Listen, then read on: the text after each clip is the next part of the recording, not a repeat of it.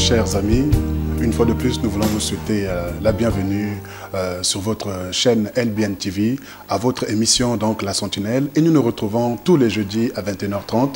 Et je voudrais vous saluer dans le nom merveilleux de Jésus. Je suis votre humble serviteur, l'apôtre William, établi sur donc l'église CFR, la parole persévérante. Voilà, donc ce soir, j'aimerais partager avec vous un thème qui est très simple, qui concerne donc le transfert. Le transfert. Nous sommes dans une période où ce qu'on appelle en milieu footballistique les mercato ou le mercato. Le mercato, donc, ça vient du mot latin simplement mercato, ce qui signifie marché. Donc, c'est le marché des transferts. Le transfert, c'est là où un joueur quitte une équipe pour une autre. Et bien sûr, cela ne se fait pas à titre simplement gracieux, mais c'est très coûteux. Et nous voyons au jour d'aujourd'hui, ou du moins la semaine dernière, ou il y a quelques semaines de cela, nous avons assisté à la finale de toutes les coupes donc, des champions, ou les coupes du moins de chaque nation. Nous avons vu en Italie, en Espagne, en France également, et chaque équipe qui a remporté donc la coupe. Et c'est la fin de la saison donc pour chaque ligue dans les nations. Et c'est là où alors s'ouvre un marché, qu'est le mercato, donc le marché des transferts. Donc les équipes ont le droit d'acheter un autre joueur d'une autre équipe moyennant finance.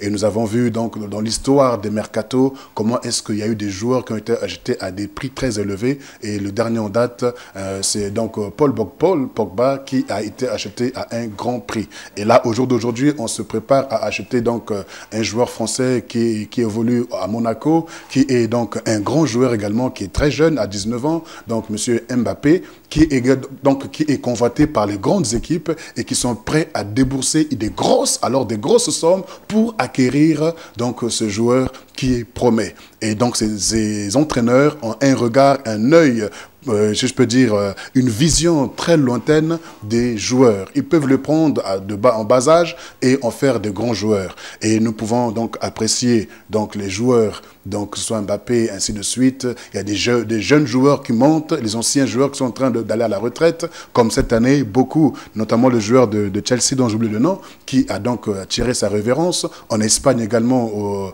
au Barça également, des joueurs qui tirent leur révérence. Dans toutes les équipes, il y a des joueurs qui tirent leur révérence simplement parce qu'ils prennent leur retraite. Et il faut que l'équipe soit renouvelée et qu'il y ait des nouveaux joueurs qu'ils promettent, qui ont un avenir brillant et qui peuvent donc apporter quelque chose de puissant, de fort, d'efficace à l'équipe. Voilà pourquoi le transfert n'est pas un jeu d'enfant, mais c'est pour la cour des grands. Il y a vraiment des millions qui sont mis en jeu pour l'achat des différents joueurs. Et nous, qu'est-ce qu'on peut tirer comme leçon par rapport à la parole de Dieu? Eh bien, nous pouvons comprendre simplement une seule chose sur laquelle je voudrais attirer votre attention. Dans le livre de Colossiens, chapitre 1 au verset 13, excusez-moi, la Bible nous parle d'un transfert qui est extraordinaire, qui est exceptionnel. La Bible nous dit que Christ nous a transportés du royaume des ténèbres à celui de son admirable lumière. S'il y a un transfert qui a coûté cher, qui a coûté plus que des milliards ou de millions et des milliards sur une personne, c'est bien ton transfert à toi. C'est mon transfert à moi. Parce qu'on était dans une équipe qui était vouée à l'échec. On était dans une équipe qui nous a menés tout droit en enfer. Dans une équipe où on n'avait aucun avenir certain.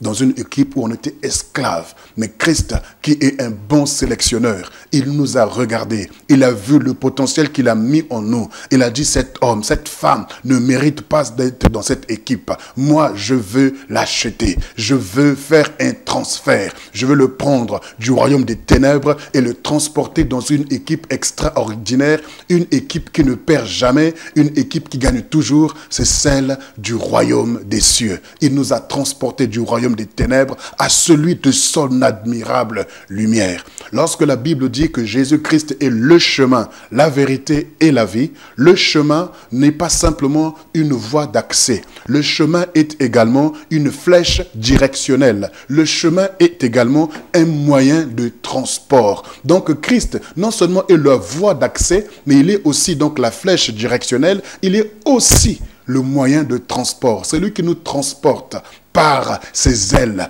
vraiment resplendissantes, rayonnantes, oh combien merveilleuses. Il nous transporte du royaume des ténèbres et il nous amène dans l'admirable lumière. Si tu as été un footballeur et que tu n'as pas réussi dans ta vie, mais sache qu'il y a une équipe qui est prête à te sélectionner. Parce que chaque équipe cherche à prendre le meilleur des joueurs. Mais dans l'équipe du Seigneur Jésus-Christ, il ne regarde pas ton potentiel, il ne regarde pas d'abord tes qualités, tes compétences ou ton CV, mais il va simplement regarder à ce qu'il est capable, lui, de faire avec toi.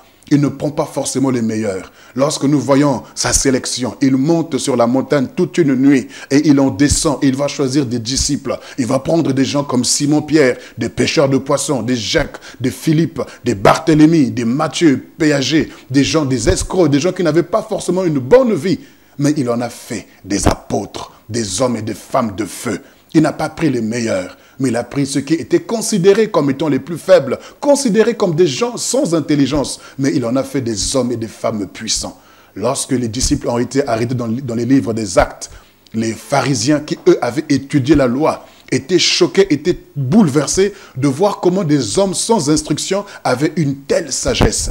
Parce qu'il y a eu un sélectionneur qui a pris des hommes qui n'avaient pas de valeur et qui en a fait des hommes de valeur. Il en a fait des hommes extraordinaires. Nous voyons également dans l'Ancien Testament, David, qui est l'image également d'un Christ, qui lui va prendre des gens qui avaient des dettes, des gens qui étaient broke, comme on dit en anglais, des gens qui étaient brisés, des gens qui n'avaient aucun avenir. Il les a pris autour de lui et la Bible nous dit qu'il en a fait des vaillants héros.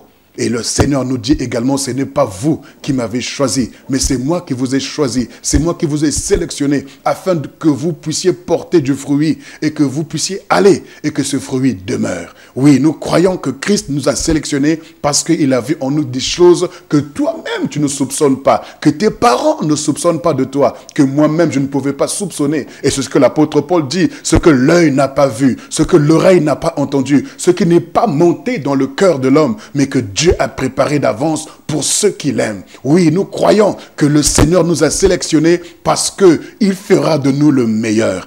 Tu n'es pas encore arrivé à ta destinée. Au jour d'aujourd'hui, tu pleures, tu souffres, tu gémis, tu passes des moments difficiles. Mais laisse-moi te dire que ton sélectionneur qui a commencé une œuvre en toi, il amènera à la perfection. Lorsque nous voyons les joueurs, ils s'entraînent dur, sous la pluie, sous le soleil, sous la neige. Ils s'entraînent pour devenir des meilleurs. Et Christ, notre entraîneur, il ne nous entraîne pas pour échouer. Il ne nous entraîne pas pour perdre. Mais il a déjà remporté la victoire. Et nous marchons dans cette victoire. Nous marchons dans ce succès. Mes chers frères et sœurs, il ne faudrait pas simplement dire que nous sommes dans la victoire, mais il faut manifester cette victoire. Il faut exprimer cette victoire parce que la coupe de la Ligue ou la coupe des champions nous appartient déjà.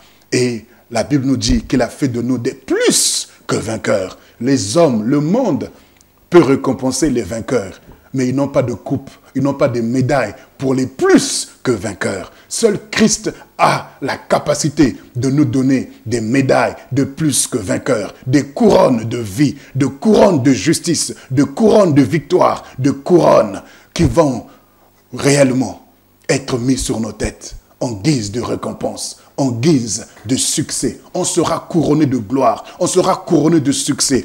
Parce qu'au jour d'aujourd'hui, nous sommes sur cette terre et nous nous préparons pour cet enlèvement qui aura bel et bien lieu. Mais il nous a transportés. C'est lui-même qui est ce véhicule. C'est lui-même qui est la voie d'accès. C'est lui-même qui est la flèche directionnelle. C'est lui-même qui est ce GPS-là. Et avec lui, on ne sera pas perdu. On ne se perdra pas parce qu'il est le chemin. Je ne serai pas perdu. Je ne serai pas égaré. Ce que j'ai commencé avec lui, je vais l'achever certainement, parce que je suis convaincu qu'il ne m'a pas sélectionné pour perdre. Je peux être heureux parce que je ne suis pas encore arrivé, certes, à ma destinée, mais ce qui est sûr, c'est que je ne suis plus là où j'ai été hier. Je ne suis plus dans l'humiliation, je ne suis plus dans l'esclavagisme, je ne suis plus dans l'échec. Je suis en train d'aller quelque part et j'y arriverai certainement. Mon Dieu qui m'a sélectionné, mon entraîneur qui m'a sélectionné, a payé un prix fort, le prix de son sang. Ce sang immaculé, ce sang sans tache, ce sang qui nous a rachetés de la loi de la malédiction. Cette malédiction qui nous a entraînés tout droit vers l'enfer. Il nous a rachetés à un grand prix. Et par notre témoignage, Plusieurs sont bénis, plusieurs sont sauvés par notre témoignage, plusieurs sont guéris. C'est pourquoi n'aie pas honte de ton histoire passée. Mais le Seigneur, par sa mort et sa résurrection, change ton histoire. Ton histoire qui était honteuse hier, il la change en histoire de gloire. Les gens pourront s'identifier à toi pour dire que oui, si ce sélectionneur est capable de prendre une prostituée, capable de prendre un drogué, capable de prendre un escroc, capable de prendre un sorcier, un vaurien et en faire une femme, un homme extraordinaire, et moi qui suis encore dans cette équipe-là qui va vers l'enfer, il est capable aussi de me transférer, il est capable de me transporter parce qu'il est celui qui va sur le marché, sur le mercato, pour prendre réellement les personnes qu'il faut. Et c'est lui qui nous choisit, c'est lui qui nous sélectionne, non pas parce que nous avons remporté des Ligues des Champions, non pas parce que nous avons remporté la Coupe du Monde, non pas parce que nous avons gagné des défis et des défis. Non, pas du tout. Simplement parce qu'on a été perdant, parce qu'on a échoué. C'est alors qu'il nous sélectionne. Parce que s'il nous sélectionnait par nos capacités, alors où serait la grâce? Où serait la faveur divine? Parce que on n'est pas sauvé par nos œuvres, mais on est sauvé par grâce, par le moyen de la foi. Et nous croyons, au jour d'aujourd'hui, qu'on n'est plus ce qu'on était hier. C'est pour cela que dans cette équipe de plus que vainqueurs, dans cette équipe du royaume des cieux, je n'échouerai pas. Dans tout ce que j'entreprendrai, je réussirai. Si ça n'a pas marché hier, ça marchera certainement demain. Si ça n'a pas marché aujourd'hui, ça marchera certainement demain. Parce que je suis sûr d'une chose, celui qui m'a appelé est fidèle. Il ne me délaissera pas, il ne m'abandonnera pas. Celui qui a commencé en nous cette œuvre excellente, il l'achèvera certainement. Ne te décourage pas, ne baisse pas les bras. Si tu as fait ce qu'il ne fallait pas, sache te repentir, mais sache recommencer avec Christ, sache te relever avec Christ, parce que la victoire est certaine, le succès est certain. Et l'apôtre Paul pourra dire, ô mort, où est ton aiguillon? Ô mort, où est ta puissance, où est ton pouvoir? Parce que la mort a été engloutie dans la victoire. La mort a été engloutie dans le succès. Ton échec a été englouti, a été avalé, a été absorbé par la victoire. Ta honte, ton humiliation a été absorbée, a été avalée par la victoire. La victoire que Christ a remportée à la croix te donne aujourd'hui d'être plus que vainqueur et de voir tes ennemis et de voir tout ce qui t'oppresse être englouti dans cette œuvre-là de la croix. C'est pour cela, mon frère, ma sœur, comprends simplement aujourd'hui que le Seigneur t'a transféré d'une équipe à une autre et tu ne retourneras plus jamais en arrière. Tu ne retourneras plus jamais dans cette fausse équipe. Parce que le prix que Christ a payé pour te transférer dans son équipe, le diable n'est pas capable de payer ce prix-là. Parce que le diable ne connaît pas l'amour. Il ne connaît pas cette valeur-là. Il ne connaît pas ça. Et aucun entraîneur sur la terre sera capable de t'acheter à nouveau. À moins que toi-même, tu te livres à un tel entraîneur. Mais sache que le prix a été payé pour ton transfert. C'est le plus grand transfert qui existe. Le transfert de Zidane n'est pas comparé à ton transfert. Le transfert de Pogba n'est pas comparable à ton transfert. Le transfert d'Mbappé n'a rien à voir avec ton transfert. Ton transfert est plus grand et plus puissant que tout transfert dans le monde footballistique ou dans quelconque monde. Voilà ce que je voulais partager avec vous ce soir. Que le Seigneur vous bénisse. Votre humble serviteur, l'apôtre William, qui a partagé cette exhortation avec vous sur LBN TV, l'émission La Sentinelle. Nous nous retrouvons tous les jeudis à 21h30. Que le Seigneur vous bénisse et vous garde au nom de Jésus. Amen.